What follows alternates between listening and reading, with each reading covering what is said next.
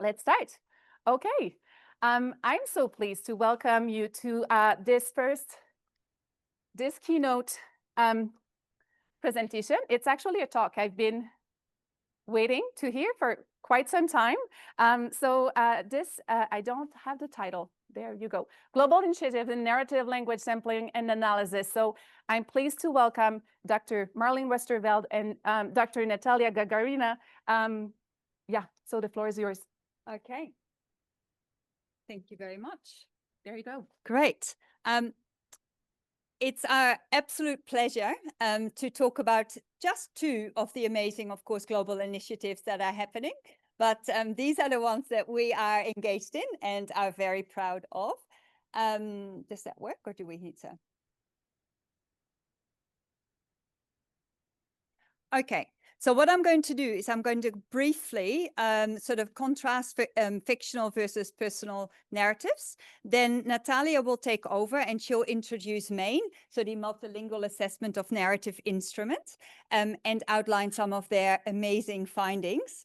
I will then introduce the global network. For those of you who were here this morning, sure, it is a little bit of repetition, but I'm going to add to that. And then what have we learned to date in the last 6 years? And then really a conclusion, a broad conclusion about research and clinical implications.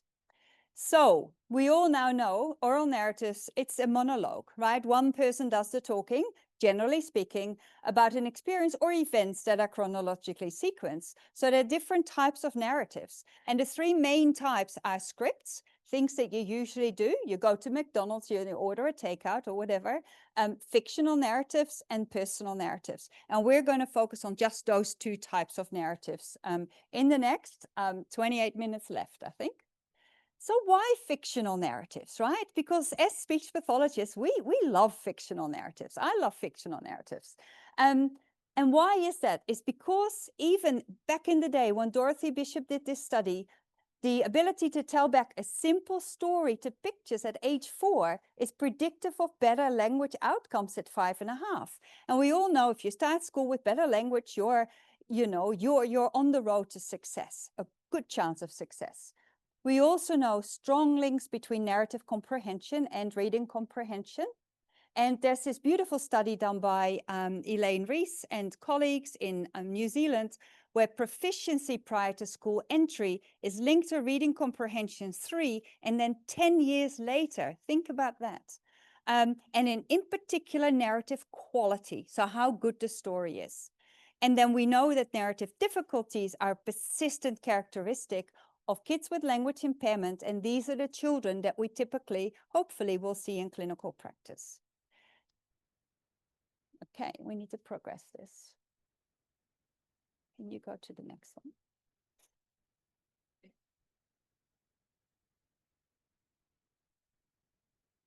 All right, the next one is then, okay, so then why go on and on about personal narratives? And you're going to hear this message all day, right? Because that's what kids do. They talk about things that happen to them and that are meaningful to them. We need competence. Like if you look at the curriculum in Australia and the US and the UK, and hopefully across many curricula around the world, personal narratives feature quite significantly. It helps us maintain friendships, and we draw on this background knowledge when we read for meaning. So there's this real link with reading comprehension as well. We've talked about the importance for social emotional well-being, for social connectedness, emotional development. It's a real protective factor for mental wellness. For processing negative life events, developing this sense of self-identity, and then to develop your own life story. And again, no time to go into that, but life stories are important for our continued development as a human being. So, are they the same genre? The simple answer is no, they're not. We can't assume that, if you provide intervention in one, it will flow over to the other, because it doesn't. From a macrostructure level perspective, not all personal narratives include a goal-directed actions or a problem to be solved, right? Most of our fictional stories do. At microstructure level, we talk about how meaningful the events were to us as the narrator. That's not what we do in fictional stories. Sometimes we do, but not always. They develop earlier. And then what we know is that kids with language disorder, they will demonstrate significant differences across the two genres. There is some correlation, but it's not a perfect one. So again, we really need to make sure that we look at both of those narrative genres. So I'm going to hand over to Natalia, who's going to talk all the way from Berlin about the multilingual instrument of narrative language. Thanks, Natalia. And if you say next, I'll progress to the next slide. Yes, thank you so much. Also, Marlene, and this is the screenshot from the homepage, and you see here the link. And on the next slide, you will see where everything had started. So the next slide with the only the 2007. Yes. From the visionary workshop in Bar-Ilan University to profile bilingual DLD children and to build a network to study linguistic and cognitive abilities in DLD. And this workshop had realized in a big European project, which I will be talking about in a minute, but I would like to say that the two people, Dr. Sharon Armon-Latem and Dr. Joel Walters, were the masterminds and the guiding spirits of this whole idea. And without this workshop and without their idea and their guiding spirits, the results, which you can see now, Marlene, on the next slide, 2025, wouldn't have seen the light of the day. And you see here the Google Earth with different dots, which showed 67 countries, over 100 languages, and the numbers below are for registered users, for downloads, different publications, and so on and so forth. And I will give a short overview. But on the next slide first, we come a little bit back to the project, which is called Language Impairment in a Multilingual Society, Linguistic Patterns and the Road to Assessment, with Sharon Armon-Latem being the president of this action. And as I told already, the main person who developed this together with Joel Walters. So COST stands for Cooperation in Science and Technology, and it gives support for different networking. So as a result of this action, the battery of 4 tests with a parental questionnaire had been developed, and main is one of this litmus battery, which is called language impairment, testing in multilingual settings. And on the next slide, you will see the battery of these 4 tests, which cover phonology, lexicon, grammar, main and PABIC parental questionnaire. And you see here, maybe not very well, the link to Beasley, where you can find more information about this. So coming next to the next slide, in different countries, there were different possibilities or different works to make the validation of the whole battery. And in Germany, we are developing the serious gaming, which is called TEBIC. So yes, so thank you, Marlene. So this is a serious gaming web platform. So why main to profile bilingual DLD? Because not personal, but talking about personal narratives, I'm also talking about personal narratives, fictional narratives, identify difficulties linked to DLD on macrostructural level, and this is more universal level, and on microstructural level, because these narratives contain internal state terms, a marker for children's understanding and awareness of intentionality and goal-directed behavior of protagonists. And last but not least, they are ecologically vetted assessment instruments to elicit production and comprehension, for example, of ISTs in parallel and multiple languages. And of course, there are more reasons to use not personal, but fictional narratives, which cannot be shown here. So what is the, on the next slide, what is the background? And I think one of the reasons of the success is, of course, the idea of the whole battery, which is litmus battery, and also theoretical background. A multidimensional model of story organization explains the composition and structure of fictional narratives or their components in the following way. In the episodes, consisting of 5 components each. So I didn't say so far, but of course, the creation of this assessment instrument had been done with the participation of many people from different countries. I just don't have time to show this, but you will find everything on the homepage. So we thought that an episode consists of 5 components, and these components are inferred and factual. Internal state terms as initiating events are characters' thoughts that trigger goals. Then goals themselves, their character's intention to perform an action. Attempt is an action to achieve the goal, which is logical. Outcome, this is the result, successful or not. And in the end, there is the reaction to this outcome. So having in mind this idea, we tried to paint it. So basically, main is a visualization of the theoretical background and adaptation to different cultures and languages.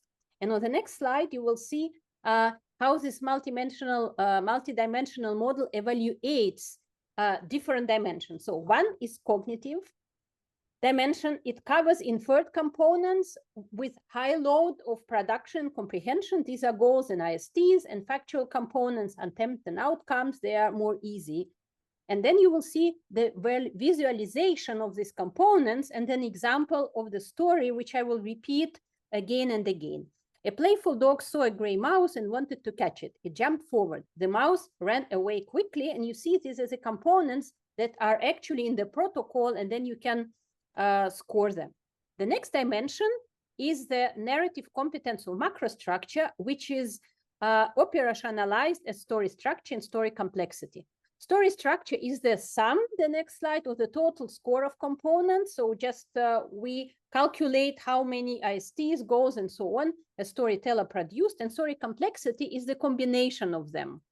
So you see here the total store of components. Here would be 4 because one is saw, then wanted to catch, jumped, and ran away. And complexity is the combination of them. So the next slide is like, for example, goal and attempt. And goal is inferred and attempt is factual. That's why the combination of these both is in a way more costly and has more value as just the combination of attempt and outcome.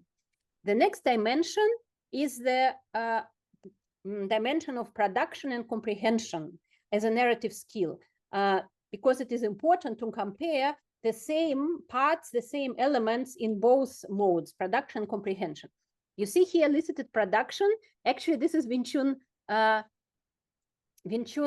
Yang that shows the narrative, the dog narrative. It's like a book, a small book, and the child is telling the story. A dog wanted to catch it, it jumped forward. This is a small story, but this is the production. After this production, there is the comprehension, the next slide.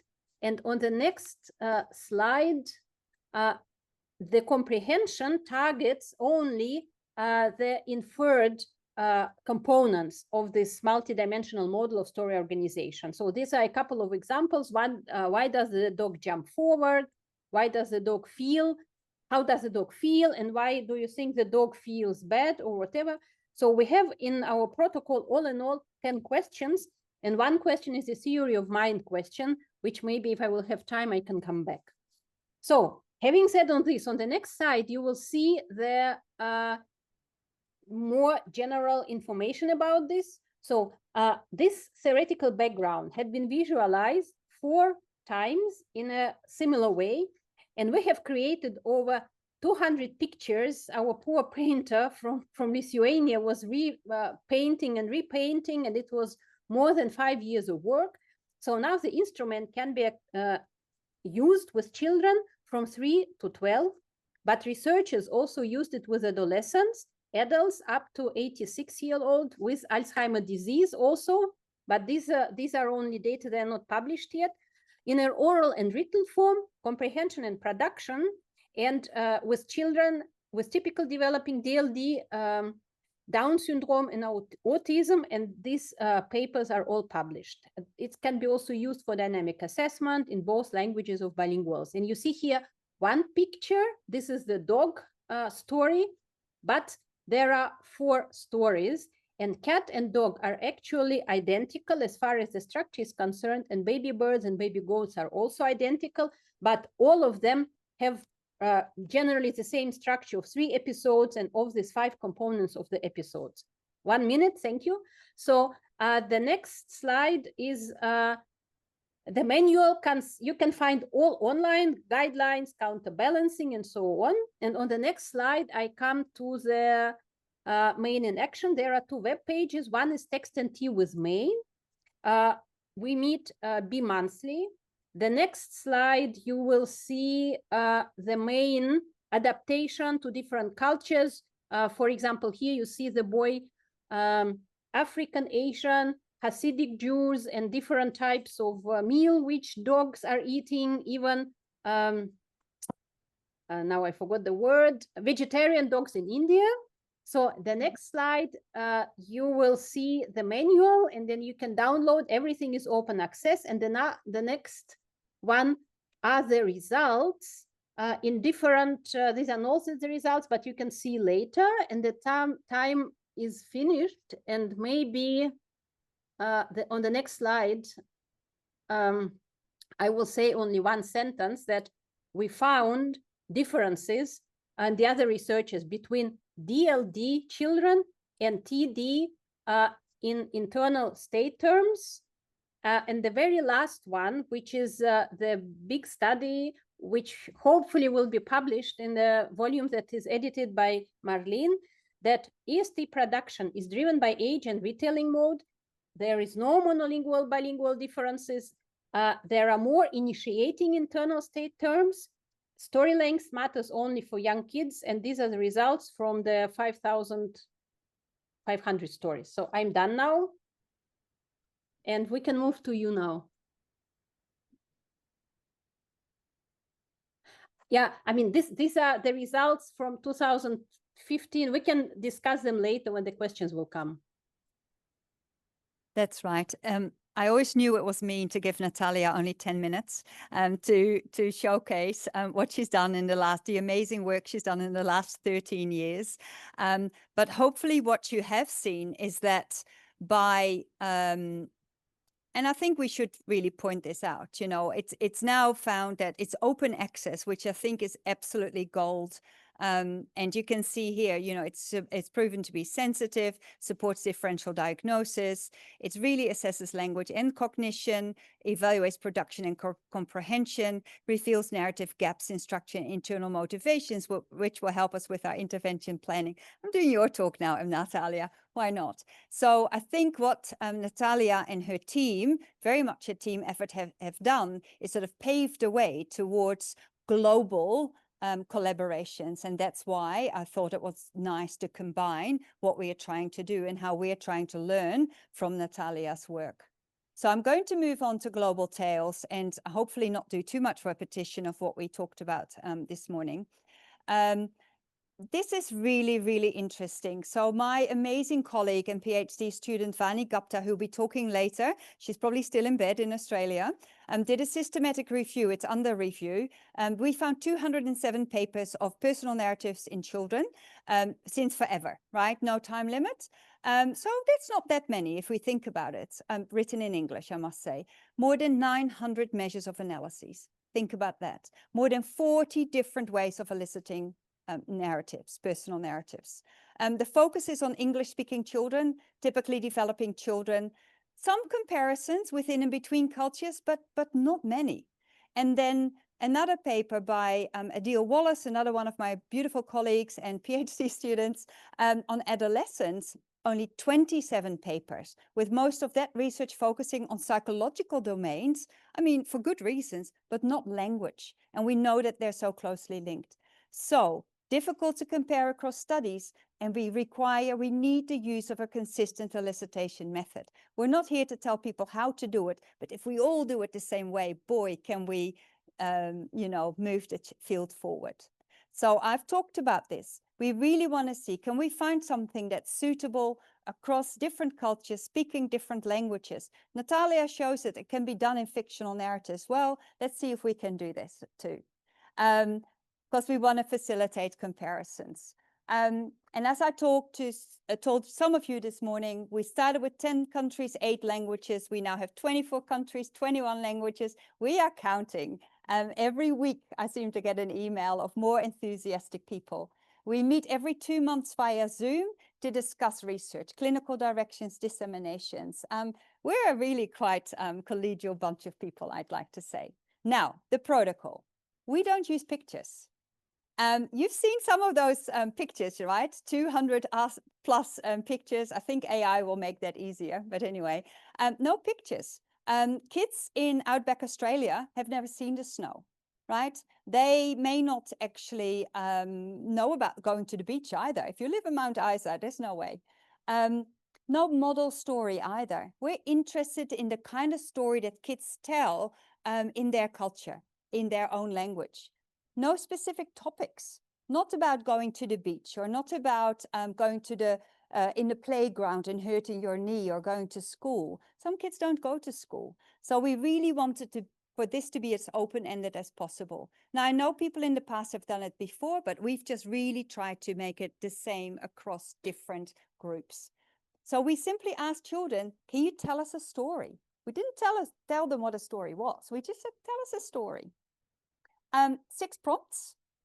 A time you felt excited, really happy, worried or confused, annoyed or angry, proud of yourself, had a problem, you had to fix it, and something that was important. So mainly emotion-based, some of them situation-based. And as Lisa really nicely did this morning in session 1, we do have some scripted follow-up prompts for kids that go, I don't know, because if there's no language, there's nothing to analyze. We all know that. So briefly then our findings to date, our initial feasibility study, you just Google Global TALES and +1. We found it was successful in 10-year-old children. We had to start somewhere, monolingual children. Interestingly, similar topics across countries. Kids love talking about their annoying siblings, for example, right? And often talk about school. Translation for meaning is really important. And again, if you weren't here, session 1, we had a brief conversation around, some words that don't exist in some languages, like proud, was difficult to translate in Hindi. We published a special issue with my amazing co-editor, Professor Nicola Nelson. And what we found is you can do Global TALES via tele-assessment, via Zoom. And this was across Arabic-speaking and Hebrew-speaking children in Israel. It's sensitive to development with age, from a length, different words, syntax perspective. These were Croatian children. Group differences between adolescents without dyslexia on the number of different words. These were Dutch-speaking children in Belgium. And then narrative topics really captured cultural diversity. And Angel and Carol will no doubt talk a little bit more about that. And then just recently, Matea Gabai, and she's also talking today, another amazing colleague and PhD student, showed that it's sensitive to language ability. In 10-year-old children, Croatian-speaking children, she's got 3 amazing papers just published that we will be able to share with you. And similar results have now been found in Danish. So we're really starting to build this database of sort of evidence, if you like, that yes, we can use this for clinical practice. And again, we just did a huge study that I have submitted, and hopefully it will get accepted. It felt like writing a thesis, to be honest, where we had 23 groups, cultural or language groups, globally, and found no differences in coherence, so the quality of kids' stories, whether it was face-to-face or online. So these are big, big studies. But we found differences in coherence using a coherence scheme by Elaine Rees and her colleagues that, again, if you weren't here this morning, you may want to go back and listen to some of the session 1 talks. There were differences in coherence across cultures and languages. There's no easy explanation. We really now need to delve into that and say, okay, how can we better understand what's going on? Okay, research implications. Oh my goodness, we spent most of the day yesterday. There are too many, but this is exciting. We need to know, does it matter who you talk to? Do I tell a different story to someone I know really well, to someone who, like the speech pathologist I've never seen before, right? Different client groups. Vani Gupta in session 3 is going to talk about another systematic review, but looking at kids with developmental language disorders. There's so few studies. So what do we know and what do we need to know? children speaking more than one language. We had to start somewhere, and that's definitely where we want to go and where we will learn from Natalia and her team. We want to look at adult performance. What do we expect kids to develop into? Like, you know, because it's nice to have a coding scheme, but will anyone ever reach ceiling on that? We don't know. We really would like to find a global tool. I don't know if that's possible. And intervention research. Everyone asks us, what do we do in intervention? My final slide for this section, clinical implications. So far, we have a functional language assessment tool that we feel comfortable with that can be used across different cultures speaking different languages. There are 7,000 languages. I don't think we'll end up with 7,000 translations, but Lisa has given us some really good pointers on what we can do. There's real promise in the use of online assessment, and we're going to look at whether we can create benchmark data to get some idea of what is expected in that particular culture, in that particular context. Okay, handing back to Natalia for the next one.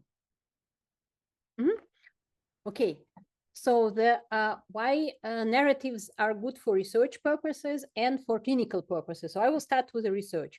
First of all, global initiatives will help move our field forward, and we can really do an advanced studies, so to say, big data, which will be the language acquisition big data. Interdisciplinary collaboration is essential because it gives us the possibility to look at the content from different perspectives. Synergies advance the development of elicitation tools. Why? Because they can be culturally robust and multilingually appropriate, and they are like this. They are theoretically motivated and have the open access, free for everyone. And this is the difference from the very, very expensive tools which we buy, or CLPs or the other organizations must buy. Big comparative studies lay foundation, as I told already, for robust findings. For example, how children understand the world through narratives. And the last is that cooperation establishes empirical and theoretical foundation for understanding how extralinguistic environment, which is different, and language shape, typically developing DLD and L2 acquisition. And now I give the pass the word to you, Marlene. Thank you. So from a clinical perspective then, you know, it is so good to know that we have at least two, right? There's also the ANY, there are different tools available, but these are probably one of the few tools that we are now starting to translate and we're starting to collect data on. And that's what we need, because we all know that we have too few speech pathologists who speak a language other than the language of the country they live in, right? So it's a move in the right direction. Now, of course, which one do we choose? Fictional or personal narrative? It really depends on your clinical question. At the end of the day, what will help the child to become a better communicator? What will help the child to feel good about themselves, to do better at school? What do the children want? What do the families want? So we're not here to tell you choose one over the other. We don't fight, we work together. It's such an awesome tool for progress monitoring following intervention, right? Because standardized norm-reference tests, you have to have at least 6 months, whatever. Personal narratives, you can do every week. You can do little probes to see, is the child including more information? Is it easier to understand?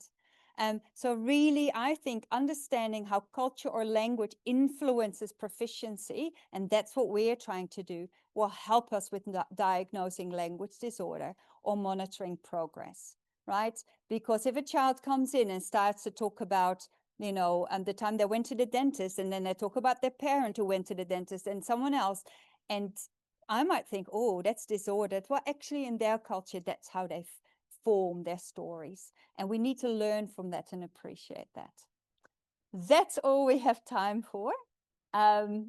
We met in person last year in Prague, and I'm so looking forward. I'm going to Berlin next week, and there'll be lots to discuss. So watch this space. I can't wait to continue that. And I really hope that I've given Natalia enough time to tell you about Maine, because we didn't know about Maine in Australia, and I don't know about here in Canada. All right. Thanks, everyone. Thanks, Natalia.